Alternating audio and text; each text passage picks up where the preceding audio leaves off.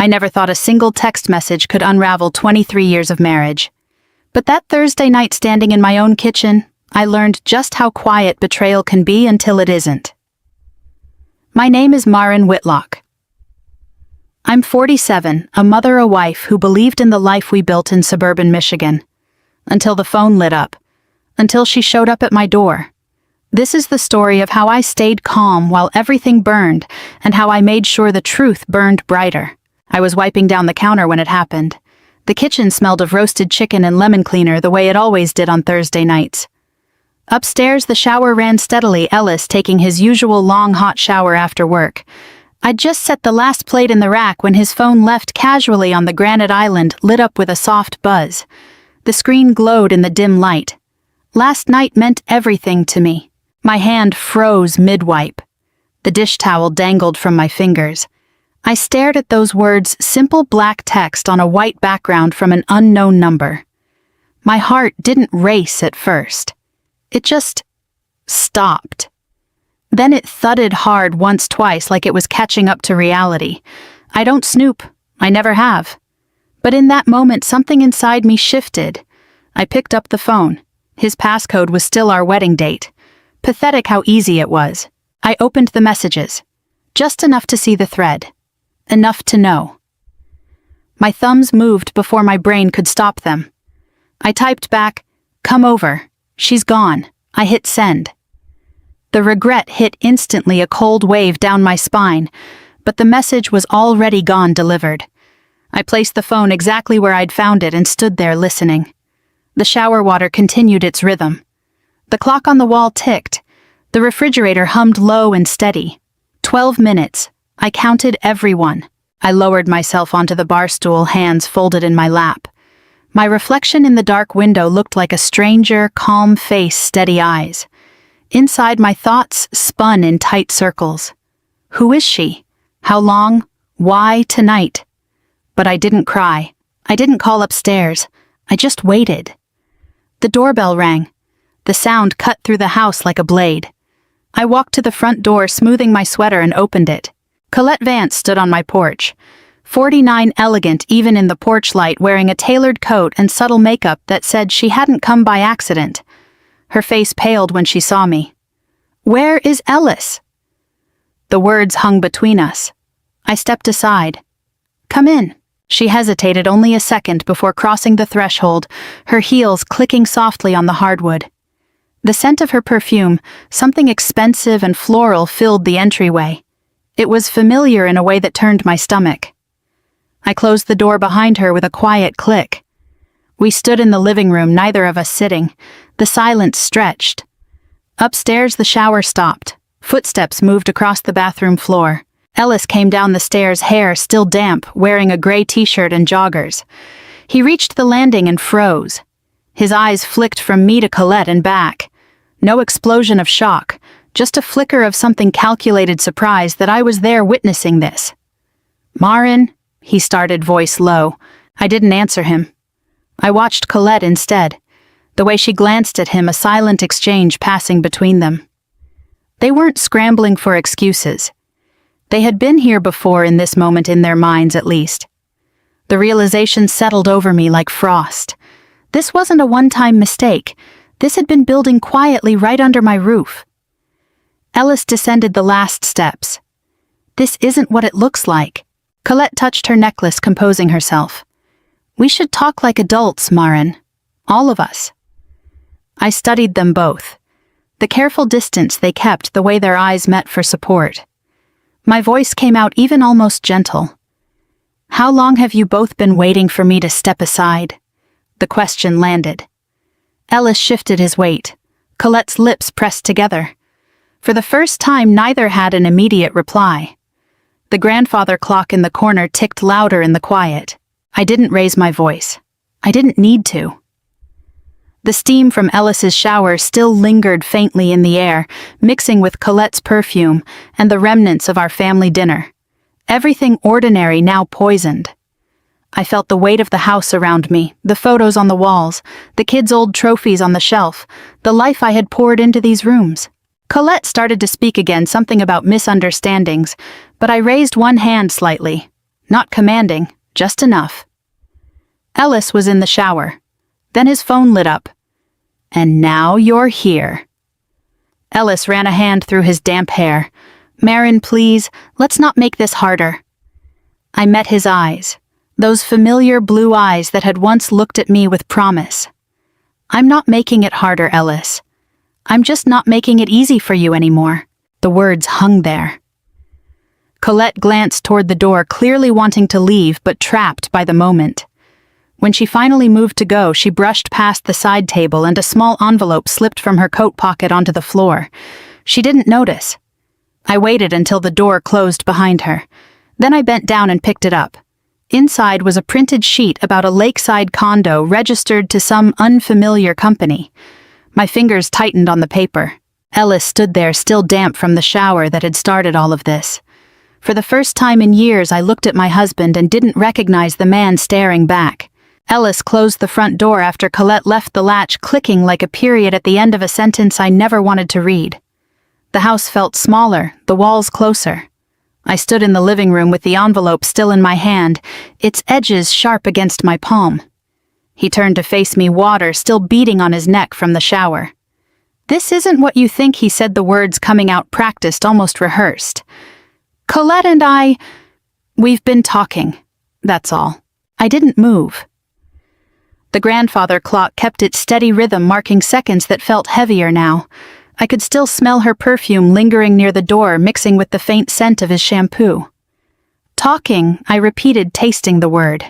It felt too small for what I had seen in their eyes. Colette's car hadn't pulled away yet. I heard the engine idle outside before it finally drove off. Ellis stepped closer, hands open like he was approaching a startled animal. "We should sit down. Talk like adults." "Adults," I echoed, the same word Colette had used. They really had coordinated their lines. I folded the envelope and slipped it into my sweater pocket. "How long have you two been preparing for this conversation?" He hesitated, glancing toward the stairs as if the kids might suddenly appear, even though Nolan was across the state and Briar was away at school. "A few months. It just happened. Work stuff turned into more. But our marriage has been dead for a while, Marin. You know that." The words landed like stones in still water.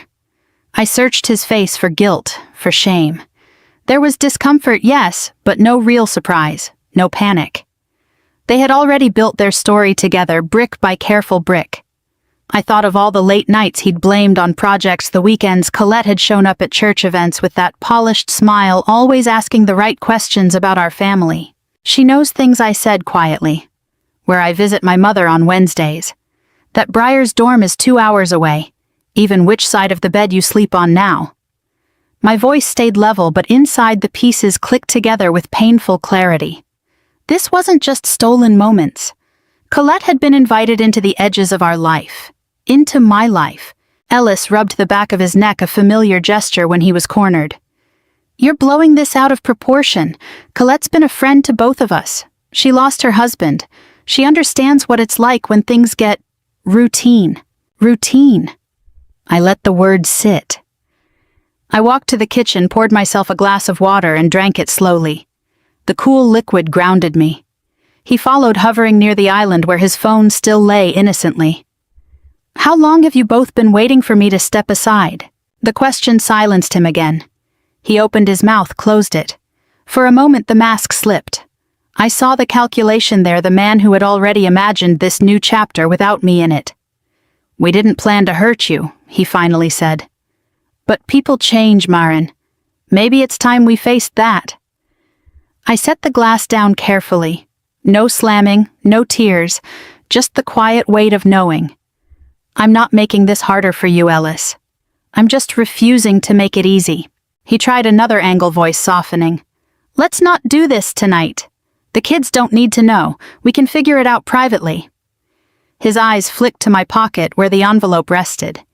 He didn't know I had it. Not yet. I thought about our son Nolan, 24, and building his own life, and Briar, 19, and finally finding her footing away from home. The idea of dragging them into this mess made my chest tighten, but something else steadied me. The truth. I needed to understand how deep this went before I decided what to do with it. Ellis reached for me, a tentative hand on my arm. I stepped back. His touch, once comforting, now felt like a transaction. "You're emotional," he murmured. "I get it. But we've built a life here. Don't throw it away over one mistake." One mistake. The phrase echoed Colette's careful tone earlier. They had their narrative locked in the distant wife, the lonely widower, the inevitable drift. I almost laughed at how neatly it wrapped their choices. Instead, I looked at him, the damp hair, the familiar jawline, the man I had shared meals and beds and decades with, and felt a strange detachment settling in. "Go to bed, Ellis," I said.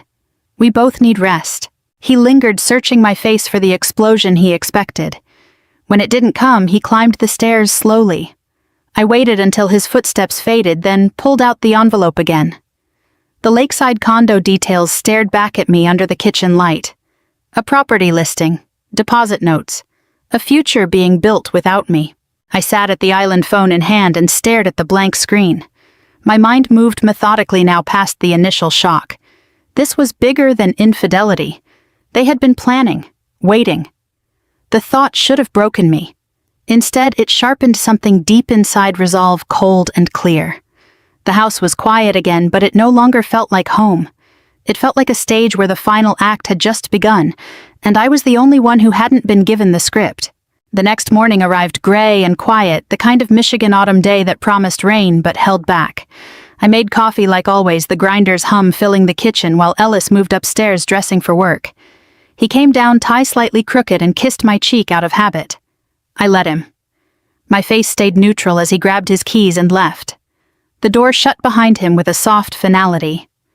Only then did I move. I started with our shared finances on the laptop at the kitchen table. Login after login, account after account. At first, the transfers looked innocent, small amounts wired regularly to something called Vance Harbor Consulting.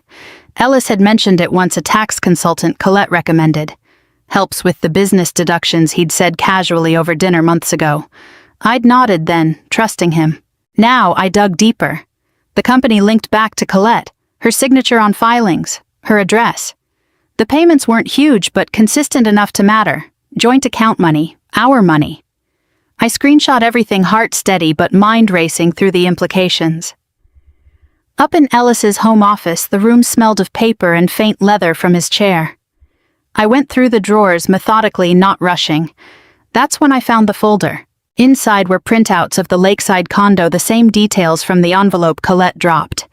Deposit schedules, a draft separation agreement dated weeks earlier, lists of our assets neatly divided in Ellis's handwriting, and a handwritten note that stopped me cold. Marin will resist at first.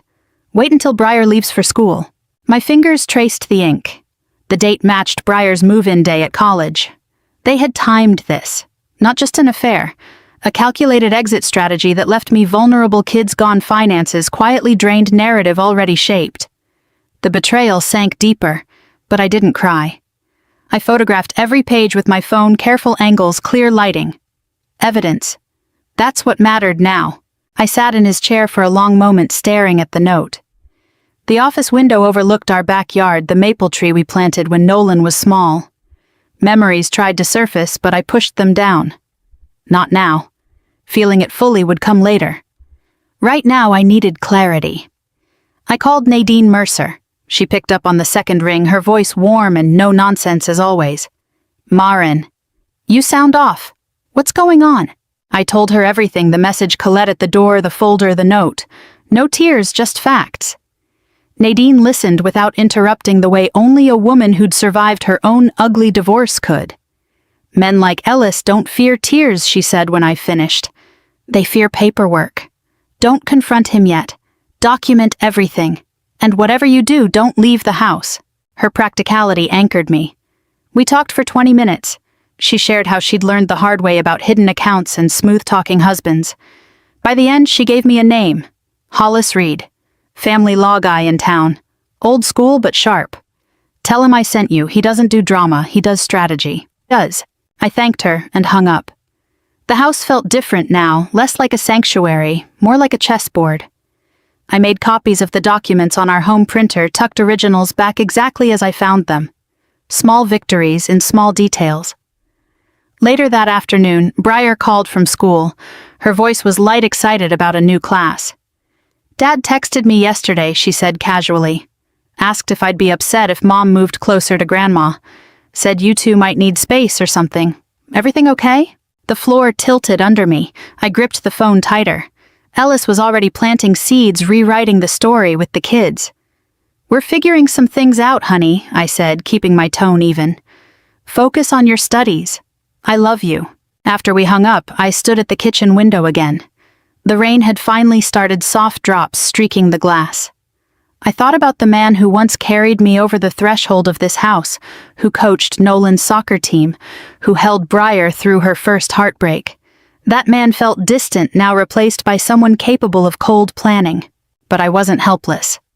Nadine's words echoed paperwork. Protection first. I forwarded the key photos to a secure email and made an appointment with Hollis Reed for the following day. Ellis came home that evening with flowers, white roses, my favorite once upon a time. He set them on the counter with a gentle smile. "I hate how last night went. I still care about you, Maren. We can work through this." I accepted the flowers and arranged them in a vase. My hands moved steadily. "Thank you," I said simply. But I saw it for what it was, damage control, not remorse. He watched me searching for cracks. I gave him none. That night as he slept in our bed, I lay awake on the edge, listening to his breathing. The lakeside condo papers haunted my thoughts. The note about waiting for Briar. They had turned our life into a timeline, a transaction. I wouldn't let them write the ending. I met Hollis Reed the next afternoon in his modest office downtown. The waiting room smelled of coffee and old books. At 58, Hollis had a calm, measured presence, silver hair, wire-rimmed glasses, and the kind of steady gaze that made you believe he had seen every version of this story before. He didn't offer false sympathy or dramatic promises. "Do you want revenge?" he asked after reviewing the documents I'd brought, "or do you want protection?" "Both," I answered without hesitation. "But protection first." He nodded, flipping through the photos on my tablet. "Smart. Using joint funds for this Vance Harbor consulting could work in your favor during division of assets. The premeditation, the note about waiting for your daughter to leave shows intent. That strengthens your position." Hollis laid out the immediate steps clearly. "Back up everything. Photograph more. Stay in the house. Don't sign anything. Don't reveal how much I knew. Play the long game, Mrs. Whitlock. Let him think you're still processing. The more he relaxes, the more he'll slip." I left his office with a folder of notes and a clearer head. The drive home felt different. I wasn't just reacting anymore, I was preparing. Ellis tried his new approach that evening. He came home early with takeout from my favorite Italian place. "I've been thinking," he said as we sat at the table. "Maybe we've both been unhappy. But I still care about you, Maren. Deeply." I twirled pasta on my fork, nodding slowly. His words sounded sincere enough for someone who didn't know I'd met with a lawyer hours earlier. "It's a lot to take in," I replied. Inside, I noted every careful phrase, every attempt to rewrite us as two people who had simply drifted. The next few days followed a pattern.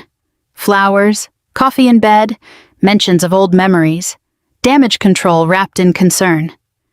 I accepted it all with quiet grace, offering little in return. Each night I added new observations to my private notes, the way he checked his phone when he thought I wasn't looking, the sudden interest in my mother's health. Then, Briar called again. "Dad asked me yesterday if I thought you'd be happier closer to Grandma," she said, voice uncertain. "He made it sound like you were the one thinking about moving." "Mom, is something wrong?" The manipulation stung, but I kept my voice warm. "We're working through some grown-up stuff, sweetheart. Your dad and I have been together a long time. Don't worry, focus on your classes." After the call, I sat in the quiet kitchen and felt the full weight of it. Ellis wasn't just leaving, he was trying to make me the one who left, painting me as the unstable one, the one who needed space. The strategy was cruel in its patience. I met Hollis again for a follow-up. He reviewed my new documentation and approved. "You're doing this right. Stay put. Gather more if you can. When the time comes, we'll be ready." Ellis's mask showed small cracks as the week wore on. He grew restless when I didn't argue or cry. One evening he found me reviewing old photo albums deliberately. "Remember that trip to the cabin?" he asked, sitting beside me. "I remember," I said softly. But I closed the album before he could steer the conversation. The old memories no longer softened me the way they once might have. They felt like pages from someone else's book now. That night, as rain pattered against the windows, I stood in the doorway of Briar's empty room. Her posters still hung on the walls, a few stuffed animals on the bed. Ellis had been willing to wait until she was gone to upend everything. The thought hardened my resolve further. I wasn't just protecting myself anymore. I was protecting the truth before he could rewrite it completely. Hollis's words stayed with me. Sometimes the room matters more than the argument. I needed the right moment, the right audience. Ellis came up behind me in the hallway. "You've been quiet lately." I turned and met his eyes. "Just thinking." He searched my face, looking for the woman who used to forgive easily. He wouldn't find her. Not this time. I had the evidence. I had the plan. And for the first time since that message lit up his phone, I felt something close to control returning. 1 week later, the anniversary dinner for Ellis's company arrived like an inevitable storm. 30 years of his small manufacturing business, celebrated at the local country club with colleagues, friends, church members, and family. Nolan had driven in from out of state, and Briar came home for the weekend. Ellis insisted I attend. "We need to show a united front," he said that morning, adjusting his tie in the mirror. "For the business, for the kids." I agreed quietly. Inside, I knew this was the room Hollis had spoken about. I prepared carefully. A simple black dress pearls Ellis had given me on our 20th anniversary. In my clutch, I carried a thin envelope containing the most damning pieces, screenshots of the messages, bank transfer records, the lakeside condo listing, and a scanned copy of that handwritten note. Not everything, just enough. The club ballroom glittered with chandeliers and autumn centerpieces. Laughter and clinking glasses filled the air. I moved through the crowd with practiced ease, accepting compliments on how lovely the event looked. Colette was there, of course, officially as an event consultant. She wore a deep burgundy dress, her hair swept up elegantly. Our eyes met across the room. She offered a polite nod. I returned it without warmth. Ellis stayed close to me most of the evening, his hand occasionally resting on my lower back. A performance for the audience. Nolan and Briar seemed relieved to see us together. "You two look good," Nolan said during cocktails. I smiled and said nothing. When dinner was served, Ellis took the stage for his speech. The room quieted. He looked every bit the successful, grateful husband, tall, distinguished, confident. 30 years, he began, voice warm through the microphone. I couldn't have done it without the support of my incredible wife, Maren. She stood by me through every challenge. Applause rippled through the room. I sat at our table, hands folded, feeling the weight of the envelope in my lap. Colette stood near the side, smiling like a woman who had already won. Ellis continued building momentum. "We've had our share of ups and downs like any long marriage. Sometimes life asks us to make brave changes, to step into new chapters with grace and honesty." The words landed precisely. Brave changes, new chapters. I saw a few people exchange knowing glances. The narrative was already spreading quietly, tastefully. The Whitlocks were separating amicably, mature adults making civilized choices. Ellis was positioning himself as the thoughtful one moving forward. My pulse remained steady. I glanced at Nolan and Briar. They looked confused but hopeful. Colette's smile deepened slightly. Ellis wrapped up to more applause. As he stepped away from the microphone, he glanced at me with something like relief. The performance was going well. I stood up. The chair scraped softly against the floor. Conversations dipped. Eyes turned toward me. Ellis paused, mid-step, surprise flickering across his face. I walked to the front, envelope in hand, my heels measured on the polished wood. The room grew still, expectant. This wasn't on the program. I stopped at the microphone. For a moment, I simply looked out at the faces, people we had known for years, neighbors, business partners. Then I spoke, voice clear and calm. "Before my husband talks about brave changes, I said I think everyone here should know who has really been planning them." The silence deepened. Ellis took a half step forward, but I continued. I'm not here to make a scene. I'm here to share the truth. I opened the envelope and held up the first page, briefly the bank records. Joint funds transferred to a company tied to Colette Vance. I set it down and lifted another. A lakeside condo they've been viewing together. Another page.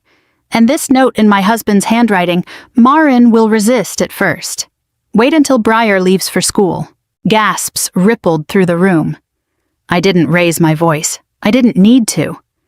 The document spoke clearly enough. Colette had gone pale near the side wall. Ellis's face tightened, his hand clenching at his side. I don't expect this room to choose sides tonight, I said, meeting eyes with old friends. I just need it to remember what actually happened. Nolan stood slowly at our table, staring at his father. Briar's eyes were wide, filling with tears. The weight of the moment pressed down on all of us. Ellis moved toward the microphone. Marin is emotional right now, he said, forcing a concerned smile. This is a private matter, no, Ellis, I interrupted evenly, still holding the microphone. I was emotional last week. Tonight I'm documented. The room stayed frozen. Cameras that had been recording the speeches continued rolling. I stepped back from the mic, leaving the envelope on the stand. The truth was out. Not all of it, but enough. Colette slipped toward the exit. Nadine, who had come as my guest, moved subtly to block her path with a quiet word I couldn't hear. I returned to my seat. The applause from earlier had died completely. In its place was stunned silence, and the low murmur of voices beginning to process what they had just witnessed. Ellis stood alone near the stage, the confident mask finally cracked. For the first time, he looked like a man who no longer controlled the story. The silence in the ballroom felt alive, pressing against my skin. I sat back down at our table, the envelope now on the podium behind me like an accusation no one could ignore. Heads turned between Ellis and me, whispers spread like cracks across ice. Ellis recovered enough to reach for the microphone again. Everyone, please. Marin has been under a lot of stress. This is not the time or place. I didn't stand up this time. I simply spoke from my seat, voice carrying in the quiet room. The documents are there for anyone who wants to see them. Transfers from our joint account, the condo they picked out together. The plan to wait until our daughter was away at school before pushing me out. Nolan rose fully now, his chair pushing back loudly. Dad, is this true? Ellis's mouth opened, but no smooth answer came. Briar sat beside her brother, tears slipping down her cheeks. You asked me if Mom was moving to Grandma's, she said, voice small but clear. You made it sound like it was her idea. The room watched the family unravel in real time. I felt no triumph, only a heavy sadness mixed with relief. This was the cost of truth. Ellis tried again, stepping closer to the mic. We can discuss this privately, as a family. No, I said calmly. You chose this room to talk about brave changes. Now the room knows what those changes actually looked like. Colette had reached the side exit. Nadine stepped smoothly into her path, not touching her, just standing there with quiet authority. Leaving won't make the paperwork disappear, Colette. Colette's face flushed. She glanced back at Ellis, but he was too busy trying to salvage the moment to help her. For the first time, their coordinated story had no response prepared. I stood once more, but only to address the room with finality. I don't need anyone here to choose sides. I just need you all to remember the truth. The rest will be handled privately the way it should have been from the start. Ellis finally reached the podium and gripped the mic. His knuckles were white. Marin, this is humiliating. For all of us. I looked at him directly. Humiliating is finding out your husband and his mistress have been planning your exit while you're still sleeping in the same house. This is just clarity. The words landed without venom. Just fact.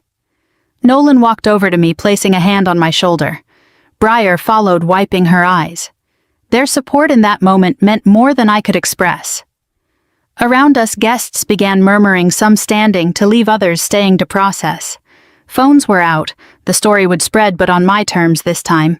Ellis stood alone in the center of the stage area, the spotlight still on him from his earlier speech. The confident businessman who had built a company from nothing now looked small. Lost. For the first time in our marriage, he had no control over the narrative. No prepared lines, no quiet agreement from me to keep things smooth. Colette slipped out a side door when Nadine stepped aside. I didn't stop her. She wasn't the main problem anymore. As the crowd slowly dispersed, a few longtime friends approached me with quiet words of support. Others avoided eye contact, unsure how to navigate the sudden fracture. I understood. Change this sharp leaves everyone unsteady. Ellis finally stepped down and walked toward me. His face was pale. We need to talk. At home. I gathered my clutch. We will. But not tonight. Tonight the kids and I are going to process what just happened. Nolan drove us home, Briar and me. The car was quiet except for the hum of the engine and the occasional sniffle from the back seat. I stared out the window at the passing streetlights, feeling the adrenaline slowly fade. The house was dark when we arrived. I made tea for Briar and sat with both children in the living room. We didn't rehash every detail. We simply sat together. Nolan apologized for not seeing the signs earlier. Briar hugged me tightly and whispered, "You didn't embarrass us, Mom." He did. Their words settled something deep inside me. Not victory, not yet, but the beginning of healing. Upstairs, I paused at the doorway to our bedroom. Ellis's things were still there, but the space already felt foreign. I thought back to the shower, running the phone, lighting up Colette at the door. The chain of moments that led here. In the quiet of the house with my children safe downstairs, I allowed myself one long, slow breath. Ellis no longer controlled the story. And for the first time in weeks, neither did the fear. The days after the anniversary dinner moved slowly, like waking from a long, disorienting dream. Ellis sent text after text asking to talk. Colette emailed a long, carefully worded apology that somehow still cast her as the misunderstood party. I read them once, then forwarded the relevant ones to Hollis. No replies from me, not yet. I met with Hollis again early the following week. We began the formal process, protective orders for the finances petitions for temporary arrangements. He reminded me to keep moving forward methodically. "You don't have to destroy him," he said. "Just make sure the truth does its work." That felt right. I wasn't interested in revenge that left me bitter. I wanted freedom from the weight I had been carrying for far too long. Nolan came by the house a few evenings later. We sat on the back porch as the leaves turned deeper shades of red and gold. "I'm sorry, Mom," he said, staring into his coffee. "I thought you were just being distant lately. I didn't see what Dad was doing." I reached over and squeezed his hand. None of us saw the full picture until we had to. That's okay. We see it now. Briar stayed a few extra days before returning to school. One afternoon, she found me in the kitchen reorganizing the pantry, an old habit when my mind needed order. She wrapped her arms around me from behind and rested her chin on my shoulder. "You didn't embarrass us," she whispered again. "He did. I'm proud of you for staying calm. I don't know if I could have." Her words healed something I hadn't realized was still raw. We cried a little then, not from pain but from release, mother and daughter standing together in the same kitchen where that first message had appeared. I returned to the places that had started it all, the bathroom where Ellis had been showering, the counter where his phone had lit up, the front door where Colette had stood expecting an empty house. Each spot felt smaller now, less powerful.